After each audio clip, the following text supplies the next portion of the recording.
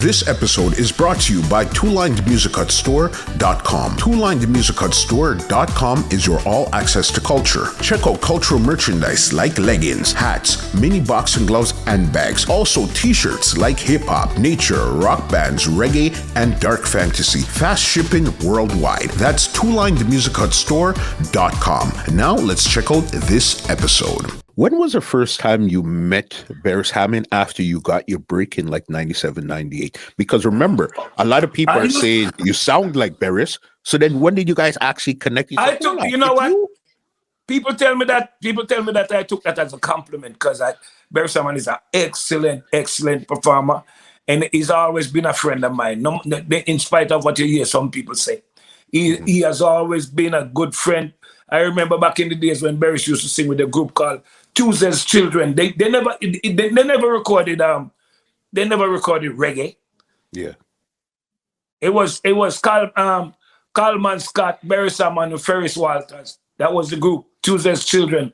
I remember Beres Hammond used to be the lead singer with Zappo back in them times. The type of reggae that he now recorded, they didn't have them kind of thing. I remember the first one I heard that I really liked was "This is reggae music." That was Beres Hammond back in them time. But we have always been good friends, in spite of what you hear people say. Because you know what, people always try to put enmity or try to compete against each other. But we're not in competition, because music is a mission. It's not a competition. And all them artists who compete with other, they will fall down on them face for real. For real. I hate to say that, but it's the truth. You have to do what you do it to the best of your ability, and keep a clean, loving heart. You're right. Because that's even with you and Beres, music is spiritual. It cannot be dirty. You cannot be dirty in yourself. Because if you practice dirtiness in your art, that's what's going to come out on your music. Definitely. And that's not the way we are. Music is love, spreading love and spreading good vibes. Because I know with you and Beres, you guys have a similar sound, but once you listen really good, I think they call it, you have a Herbman slur. And he has a man sound, and Beres have a what you call it now, a drunken man slur. But that's his thing. That's his thing. Yeah, man, for sure. Did you guys ever perform on a show together? Yeah, man, couple times. One time in Guyana, one time in Trinidad, and both time was awesome. Explain to me what those shows were like, especially people thinking you guys are so similar and stuff. Explain to me what those shows were like. Oh my God. We went out there and did the thing to the best of our ability. I remember one time I was doing a show in Trinidad, and after I come off of the stage, I heard someone say, yes, I saw you can do it. When I look, it was Beres Hammond over across the fence. I said, yes, saw you can do it. Mash up the place. Good. Then he said, no, wait no more. From me come off him, I go on right now. Because it was supposed to be him, then it was supposed to be Bushman, then me, then him, and then Junior Kelly. Junior Kelly end up holding the bag because Beres said, I go on now. So Junior Kelly have hard work to do after me and Beres done work,